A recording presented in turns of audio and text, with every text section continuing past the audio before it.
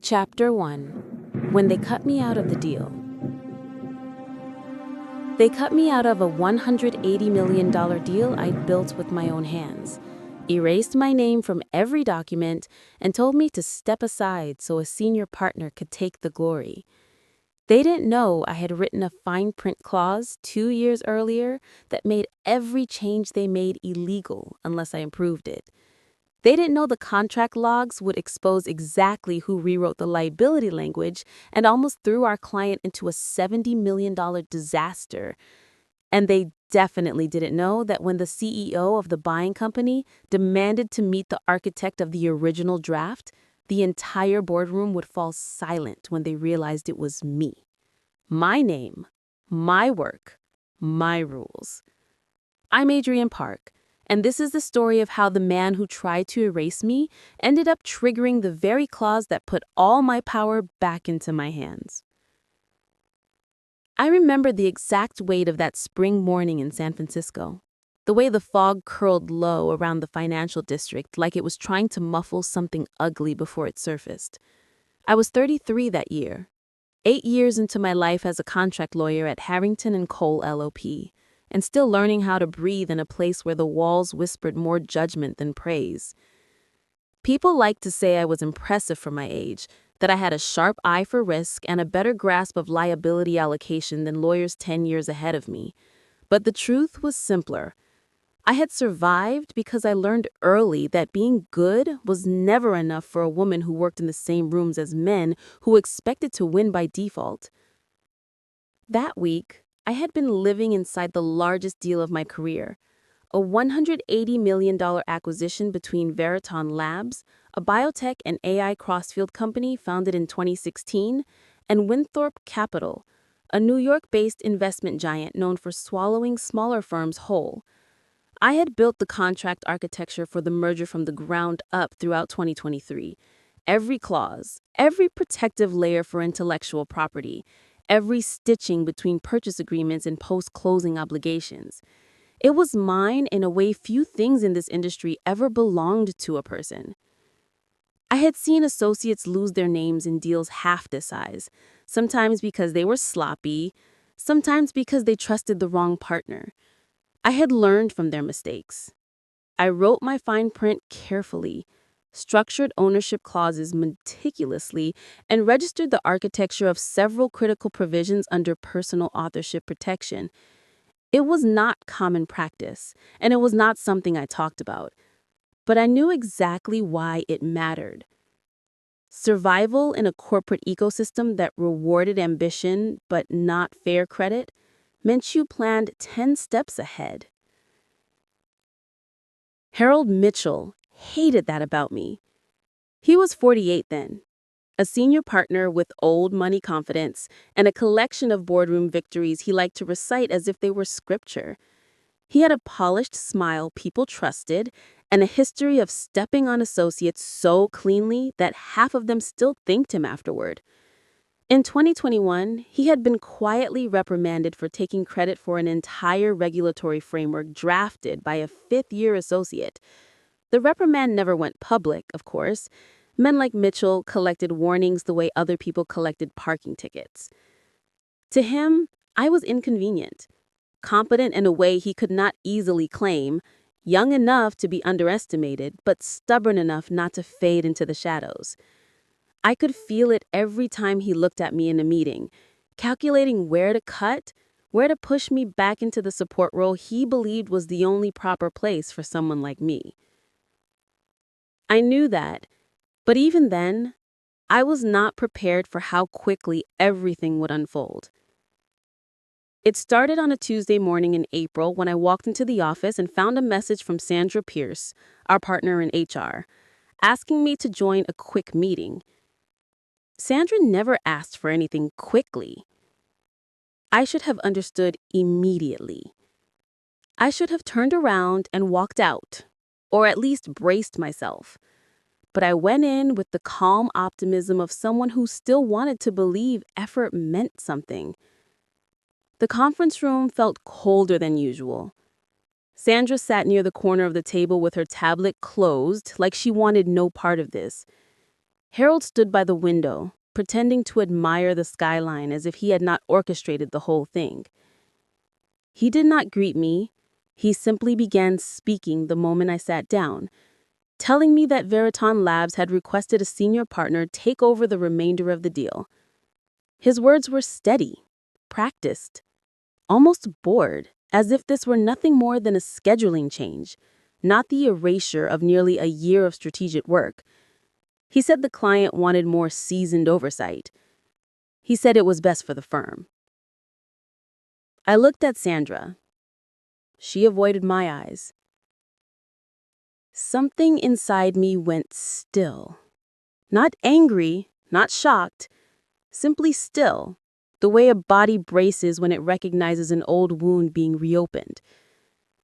I asked him when Daniel Rhodes had made that request.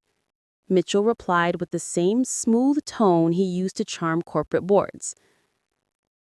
I told him I needed to confirm directly. He did not object, which told me everything. If he believed his own lie, he would have tried to stop me. I walked out of that room knowing I had been cut out deliberately, efficiently, and without hesitation, not because I was unqualified, but because Mitchell needed the victory more than he needed the truth. I stepped into an empty hallway and immediately called Elena Shaw, Veriton's general counsel. She answered on the second ring. Her voice warm, surprised to hear from me so early. I asked her plainly if Daniel had requested a change in legal leadership for the merger. There was a short silence on the other end of the line. And then Elena said she had no idea what I was talking about. Daniel had not requested anything. Something tightened low in my chest. But it was not fear. It was clarity. Mitchell had not only pushed me out, he had lied to do it. The kind of lie that stripped a person from their own work. I thanked Elena and hung up. For a long moment, I simply stood there, listening to the muffled sounds of a firm that continued moving even when it crushed the people who kept it standing. Then I returned to my office and opened the contract system logs. I knew what I was looking for before I saw it. The version of the agreement Mitchell had sent to Winthorpe was altered. Not sloppily. He was too smart for that.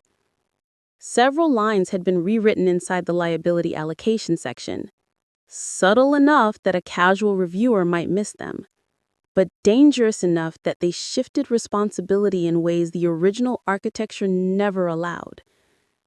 And the most important part, the version he used did not include Clause 42B. I stared at the screen, feeling a slow, measured calm settle over me. Clause 42B was the fine print I had written 2 years earlier after watching too many associates lose their work.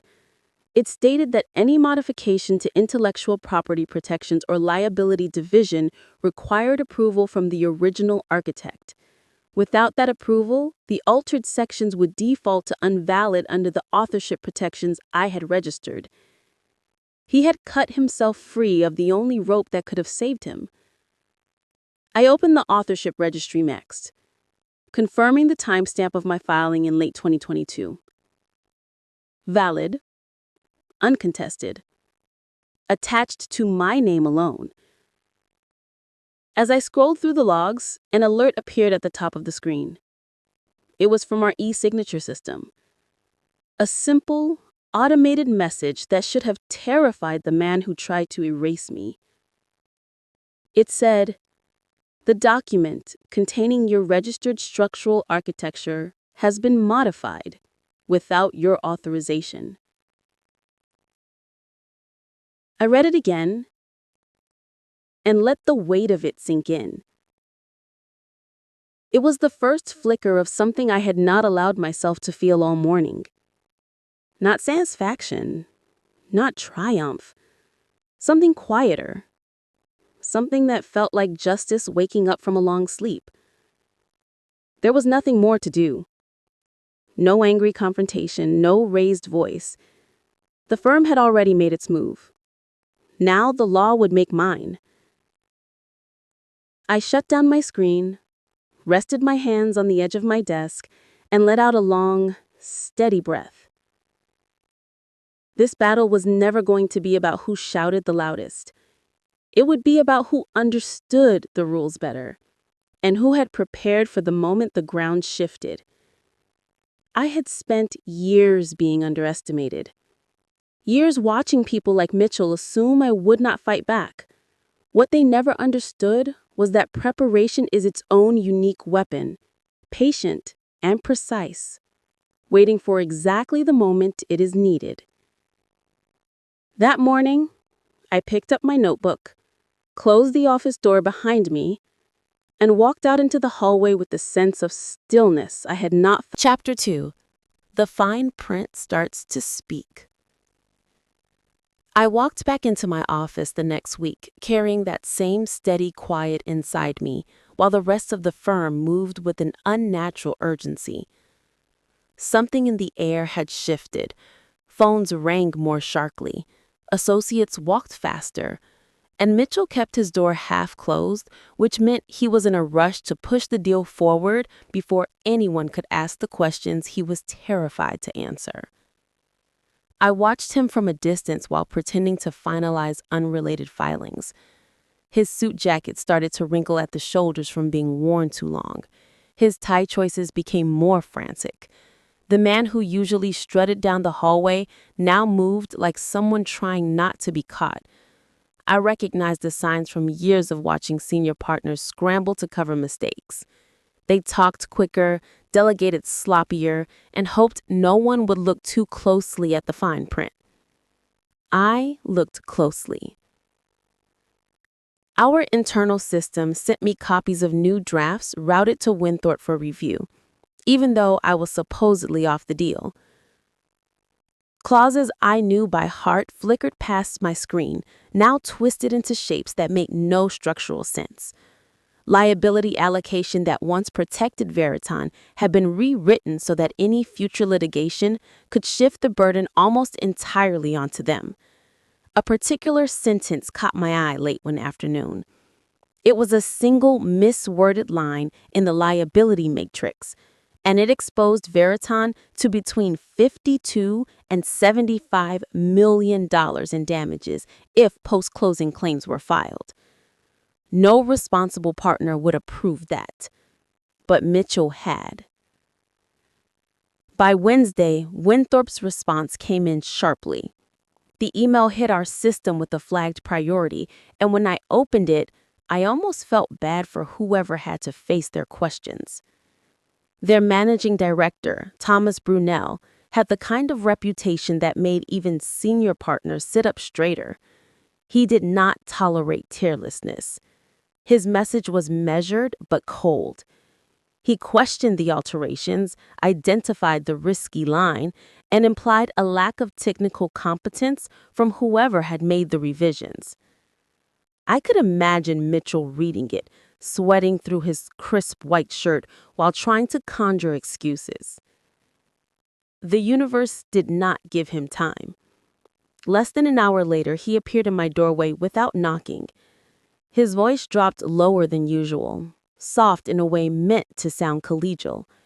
He said he needed my help walking through a couple of provisions that Winthorpe was confused about. He added that the firm would appreciate the assist. He even attempted something like a smile, but it never reached his eyes. I sat back in my chair and asked him why he needed my help if Veriton had supposedly requested a senior partner. His jaw twitched. He said the situation was more nuanced than it seemed. He said clients changed their minds. He said the team could use someone familiar with the original architecture. I told him calmly that I was no longer responsible for the agreement and that it was his deal now. For a moment, he froze. I saw a flicker of anger move through him. Not loud, not explosive, just a tightness in his breath. Then he nodded stiffly and walked out without another word. It was the first time in my career that I refused a senior partner's direct request, and strangely, It felt like the floor beneath me steadied instead of shaking. The next morning, another email arrived. This one from Winthorpe, addressed to the entire legal team, but written with such unmistakable precision that I felt my pulse hitch. They said they wanted the original contract architect to attend the upcoming review call because the structural logic in the earlier drafts had been clearer than in the revised ones. They said the person responsible for the architecture should be present. They copied Daniel Rhodes on the thread. There was no way to pretend anymore. Mitchell had tried to bury me, but Winthorpe had just dug me back up with surgical accuracy. I spent the rest of the morning reviewing my old notes when I felt someone lingering in my doorway. It was Aaron Lim, a second-year associate who often worked late on the same nights I did. He looked uneasy, scanning the hallway before stepping inside. He said quietly that Mitchell had been calling closed-door meetings with a couple of associates, trying to gather statements about contract drafts. According to Aaron, Mitchell was preparing a narrative that the flaws in the latest version had originated from ambiguities in my original architecture. He said he thought I needed to know because something about it felt wrong. His voice shook a little when he said that. I thanked him, and for a moment there was a strange silence between us. It was the kind of silence where two people understand something unspoken. He knew what Mitchell was trying to do. He knew how quickly blame could be weaponized in a firm where the hierarchy was never balanced, and he was terrified of being caught in the crossfire. Before he left, he added one more thing. He said it was obvious I had been pushed aside unfairly and that people in the office saw what was happening even if they pretended not to. He said he hoped I would not let them crush the work I had done. After he walked away, I sat there for a long moment, letting his words settle. If nothing else, it reminded me that not everyone in the room was indifferent. Some were quietly hoping someone would break the pattern. By the afternoon, the situation got even clearer. A draft of the internal press release circulated through the firm's network in what must have been an accidental leak, though I suspected someone wanted me to see it. The document announced the upcoming acquisition and credited Harold Mitchell as the lead negotiator. My name did not appear anywhere in the statement. I read it twice, not because I was surprised, but because the familiarity of the moment hit with an eerie calm. I had seen my work erased before, but this time the absence didn't cut as deeply. I had spent months preparing for the possibility, building safeguards in silence. I downloaded the draft and saved it to my evidence folder with the timestamp. A few minutes later, my inbox chimed, another automated message. The system notified me that a public-facing communication had been generated referencing a contract containing my registered structural architecture, yet omitting the legally required authorship attribution. It flagged the draft as a potential breach of Clause 42B. I stared at the alert. It was almost poetic. While Mitchell tried to rewrite the story on paper, the law quietly wrote a parallel story that could not be undone. I leaned back in my chair and let all of it pass through me without reaction. There was no anger left, only precision, only timing. Later that evening, while most of the office emptied, I stayed behind to outline the points I would need to present if Winthorpe insisted on my participation during the review call. I knew they would. Brunel was too sharp to ignore the inconsistencies. If he suspected even a fraction of what was happening, he would demand answers directly from the person who had built the foundation.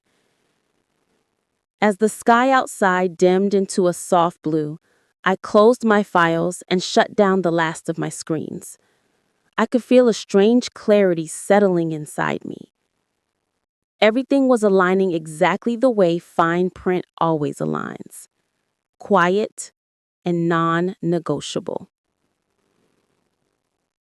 I packed my notes, turned off the office lights, and stepped into the corridor.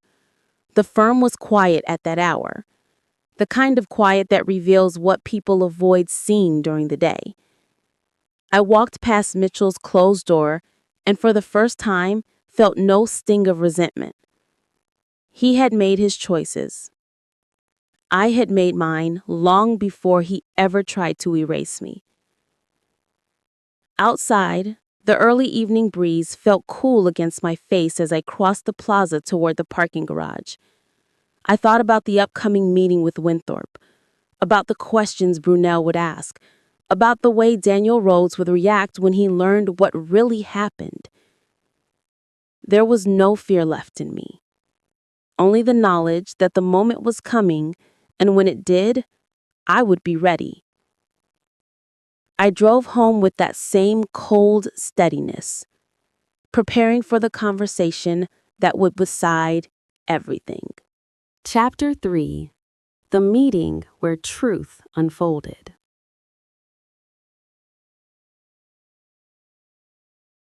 The morning of the meeting arrived with a gray sky hanging low over San Francisco, the kind of light that made the city look sharper and colder.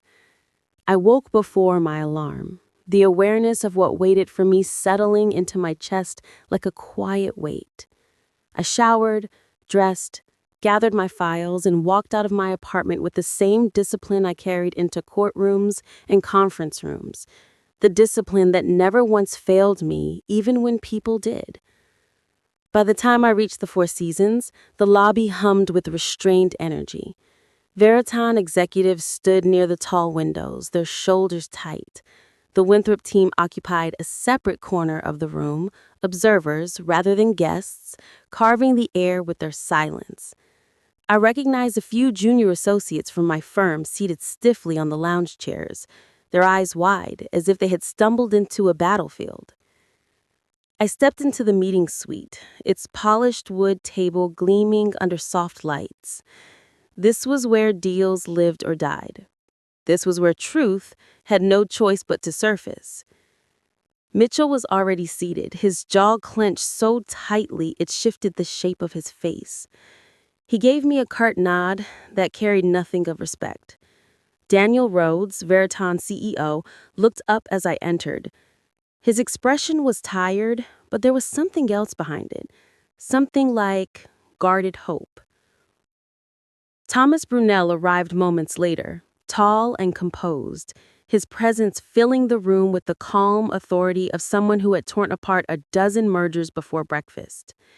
He glanced at me, holding my gaze for a beat longer than necessary, the silent acknowledgement of someone who had read my clauses and understood exactly what had happened. We settled into our seats. The room went still. Brunel began by outlining the discrepancies between previous drafts and the latest version submitted by the firm. His voice was steady, clipped, every word sharpened with precise intent. Then he turned to me. "Ms. Park, would you walk us through the original logic behind the liability framework? We found it significantly more coherent in earlier drafts." I could feel every eye in the room shift to me. I opened my binder, my breath steady. "Of course," I said. I began explaining the architecture from the inside out, how intellectual property safeguards connected to indemnification, how risk mitigation had been layered carefully to avoid sudden exposure for Veriton, how the sequencing of obligations protected both buyer and seller. My voice stayed even and deliberate, the way years of litigation training had wired it. As I spoke, I noticed Brunel nod slightly, almost imperceptibly. Veriton's counsel leaned forward in her seat, her shoulders loosening. Daniel exhaled slowly, as if he had been holding his breath without realizing it. Mitchell stared at his notebook, refusing to meet anyone's eyes. I continued answering questions, breaking down clauses I had practically memorized. After a while, Brunel closed his folder and looked directly at Mitchell. "Mr. Mitchell, the issues we identified originated from the revised draft your team provided. Given the clarity of Miss Park's architecture, we would prefer to proceed using her original version. A ripple of shock cut through the room. Even the air changed. Daniel sat back, relieved. Veriton's general counsel looked almost grateful. The associates from my firm exchanged glances. Mitchell's face, however, drained of color. He cleared his throat. I think we should consider the most updated version since it reflects the firm's senior review process. Brunel responded without raising his voice. The revised version increases Veriton's legal exposure by up to $75 million. That is not acceptable. We will use Miss Park's draft. Silence. Heavy. Final. Mitchell said nothing. There was nothing he could say. The meeting moved forward with operational discussions, but my mind drifted when the doors opened briefly and someone stepped into the lounge outside. I caught the familiar angle of his shoulders, the way he glanced back into the hallway as if recognizing someone. Lucas. For a moment, the past flickered back like a sharp photograph. He had once told me I was too rigid, too rule-bound, too cautious to survive in a world built on shortcuts. He said the people who rose fastest were the ones willing to bend. At the time, his words cut deeply. Now I looked at him through the open doorway, remembering how hard I had tried to shrink myself for someone who did not understand that discipline was my strength, not my cage. He noticed me and lifted his hand slightly in greeting. I returned a small nod. Nothing more. It was enough. When the meeting adjourned, people filtered out with a mixture of relief and exhaustion. Daniel paused beside me. Thank you, Adrienne. This could have gone very differently. It went the way it was supposed to. He gave a faint smile and walked away. I headed towards the elevators when my phone buzzed. It was an internal message from Melissa Vaughn, Veriton's PR lead. She had sent over a revised draft of the press release. I stepped into a quiet corner of the hallway and opened the document. Lead negotiator, Harold Itchell. No mention of me, no reference to the contract architect, no acknowledgement of the hours, months, years I had poured into something they were now proud to announce. I read it once, closed it, reopened it, not because I needed clarity, but because the old familiar ache flickered through me. For a moment it tried to rise, that quiet wound of being erased, of having work taken and repainted with someone else's signature, but it did not take hold. This time I had something stronger than hope. I had law. Almost on cue, my system flagged another automatic alert. A public-facing communication referencing a protected contractual architecture lacked mandatory attribution. Clause 42B had been triggered again. Breach. Clear and simple. I saved the alert. I saved the draft. I archived both with timestamps. I felt my pulse steady rather than spike. When I walked back into the main hallway, I saw Aleda Lanade near the elevator bank. Her expression softened when she spotted me. Adrienne, she said, stepping closer. I just spoke with Thomas. He's asking questions, serious ones. Winthrop was concerned about transparency. They want to know what really happened with these revisions. Her voice lowered. And I think you should tell them. I watched her for a moment. Elena was not emotional, not dramatic, but there was a sincerity in her eyes that anchored something inside of me. She continued, We trust you. Daniel trusts you. If there is something we need to know, it will come out anyway. Better it come from you.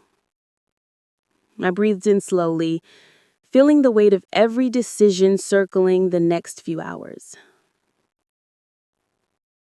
I will talk to Daniel. He deserves to know the truth.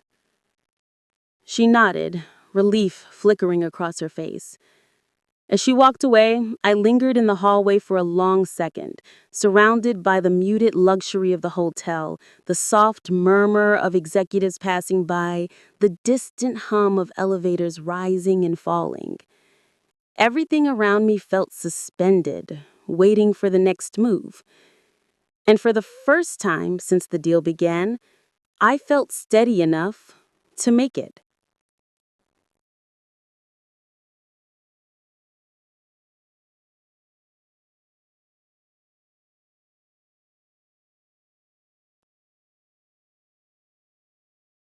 Chapter 4: The Final Battle.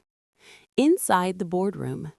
The flight to New York felt quieter than it should have, as if the plane itself sensed what waited on the other side. I spent most of the trip reviewing my notes, but my mind kept drifting to the message Daniel sent the night before. He said Winthorpe had escalated their concerns and requested an emergency meeting at their headquarters. His tone carried the weight of someone who had just seen the cracks beneath his company's foundations. By the time I stepped into Winthorpe Capital's Manhattan office, the air felt sharpened with expectation. Their boardroom sat on the 42nd floor, wrapped in glass overlooking the skyline, a place designed to remind visitors exactly who held the power. When I entered, the room was already full. Executives from both companies were seated along the polished table, their faces tense. Daniel nodded at me in subtle greeting. Elena gave a reassuring tilt of her head.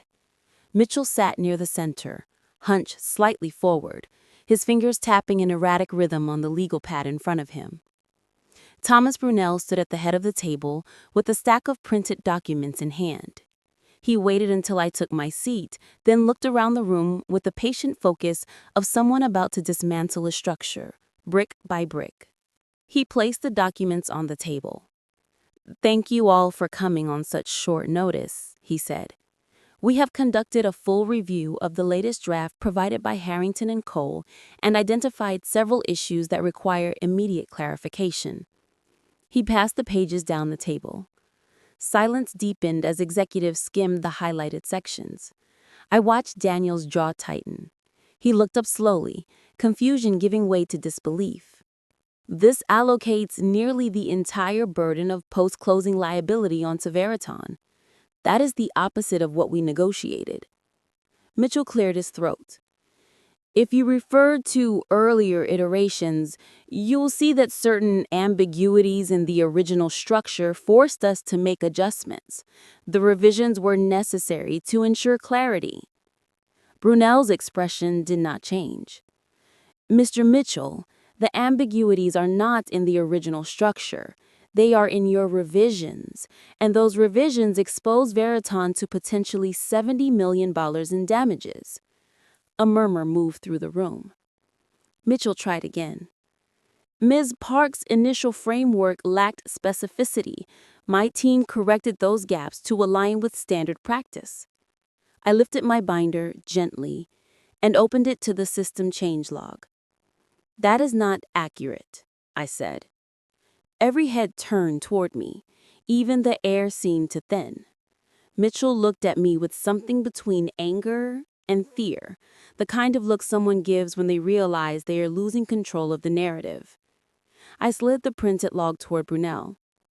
"These are the edits made to the liability matrix. Each line shows the timestamp and the user ID responsible for the revision. All changes were made from Mr. Mitchell's account, not mine." Brunel examined the sheet, then handed it to the next person. The room fell into silence, so complete it felt physical. Mitchell shifted in his chair. "That log does not reflect the context," he said, voice rising slightly. "I made those revisions because the original draft was flawed. I was correcting her oversight." I met his gaze steadily.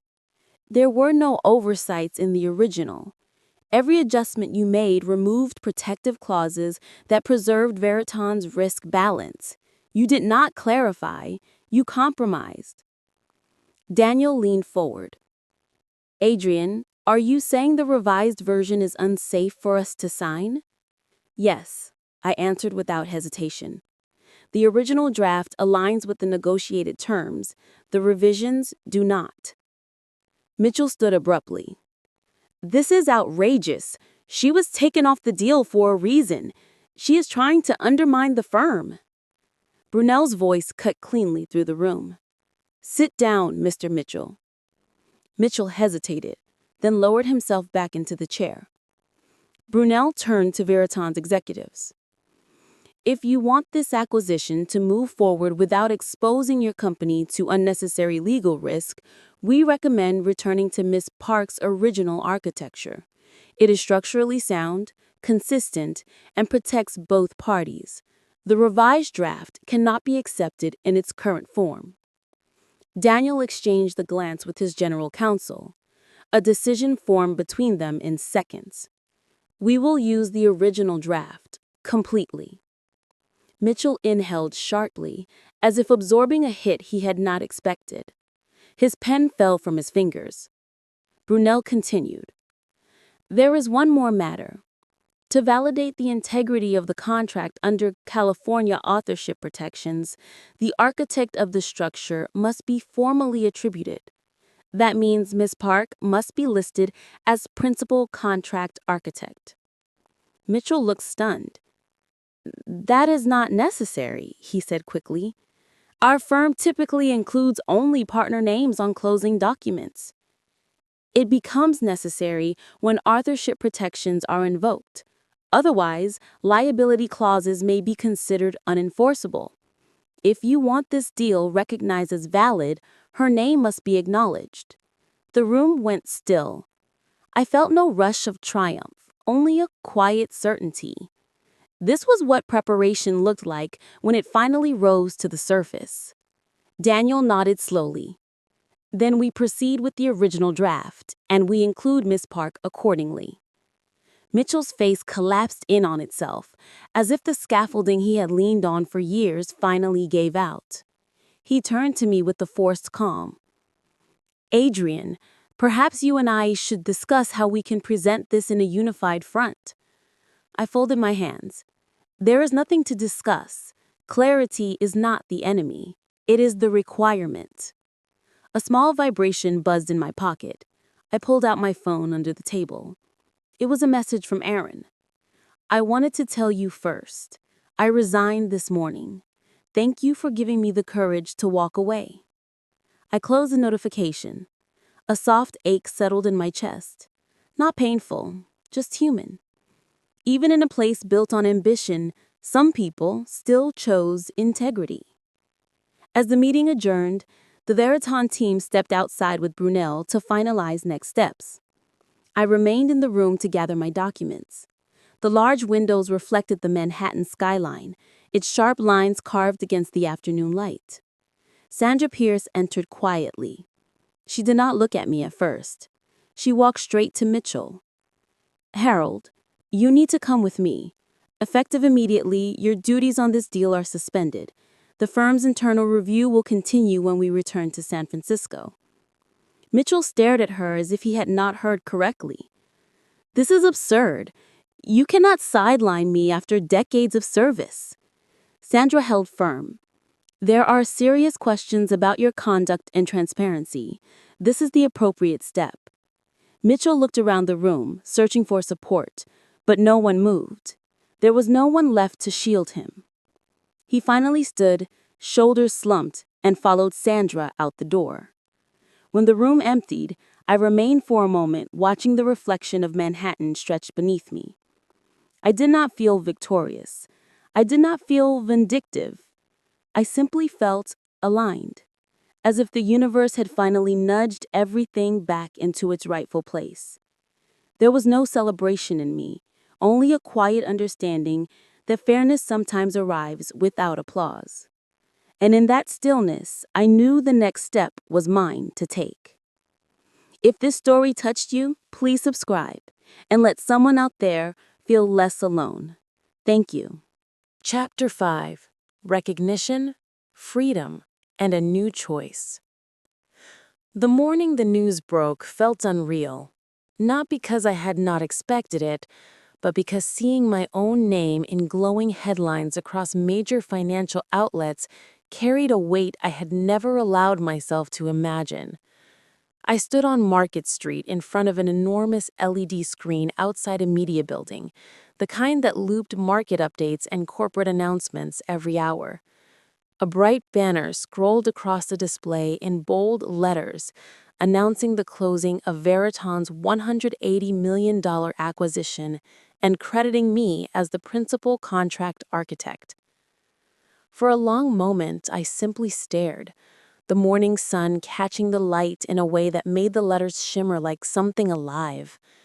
I felt the years of being overlooked, the quiet battles behind colliding egos and polished conference tables, the endless nights tightening clauses that no one else cared enough to understand. I felt all of it lift off me like fog dissolving. My throat tightened, not with pride, but with relief, deep and quiet, the kind that settles into the bones. Some people on the sidewalk turned to see what I was looking at. One woman smiled politely. She had no idea who I was, and that anonymity somehow made the moment purer. My name existed up there because it belonged there, because the truth had finally pushed through the surfaces that had kept it hidden. I watched a few more seconds before stepping away, letting the city swallow me back into its rhythm. Later that afternoon, I got a message from Daniel Rhodes inviting me to a small celebration that Veriton was hosting at a private dining room near Union Square. The tone of his message was warm, almost personal, a shift from the controlled professionalism he usually displayed. When I arrived, the room was filled with soft conversation and the clinking of glasses. A few of Veriton's board members were present, along with Elena, who greeted me with a gentle smile. Daniel walked toward me with the expression of someone who finally understood just how close he had come to losing more than a deal. "Adrienne," he said, pausing in front of me, "I want to say this clearly. If you had not stepped in, none of this would have happened. You saved us." I felt a quiet warmth ripple through me. "I just did what needed to be done," I replied. "You did more than that," he said. "You saw what the rest of us missed. You protected the company when we did not even know we were in danger." He hesitated for a moment, then continued. "I want you to consider working with us long term, as our legal advisor on all major structuring going forward. We trust you. And, frankly, we need someone with your judgment."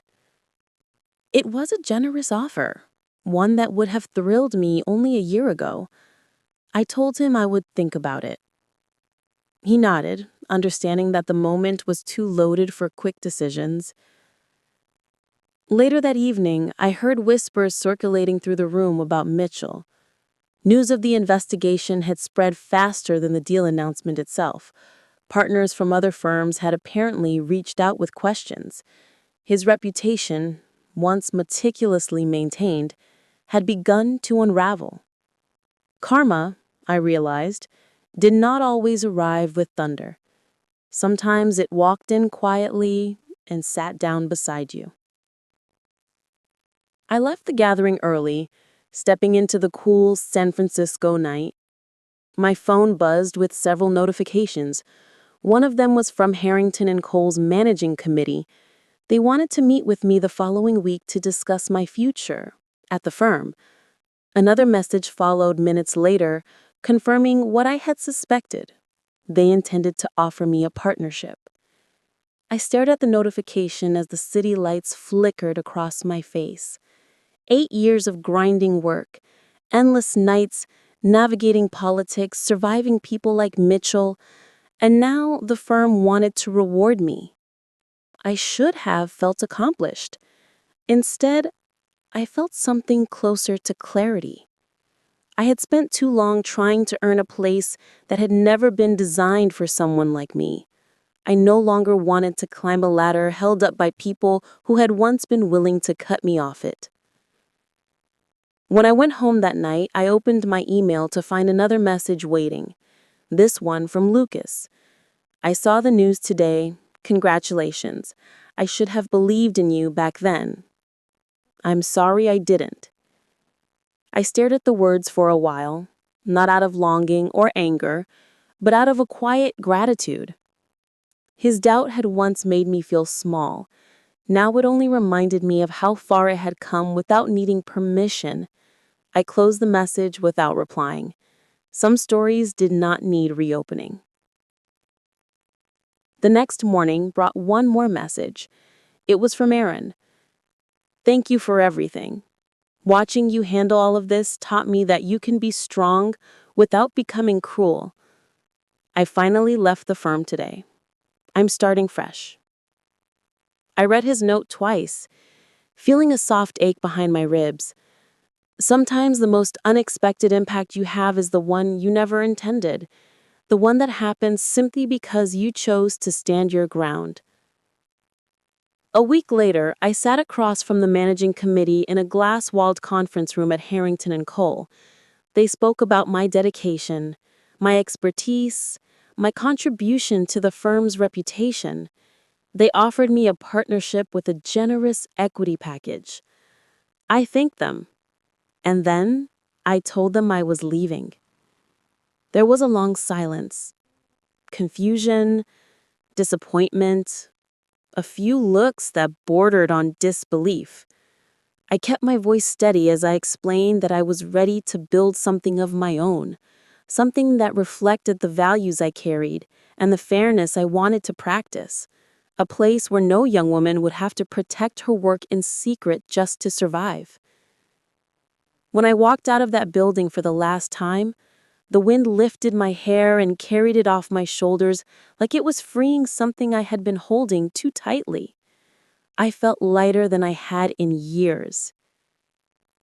That evening, I sat by my apartment window overlooking the glowing stretch of the Embarcadero and let the quiet settle around me.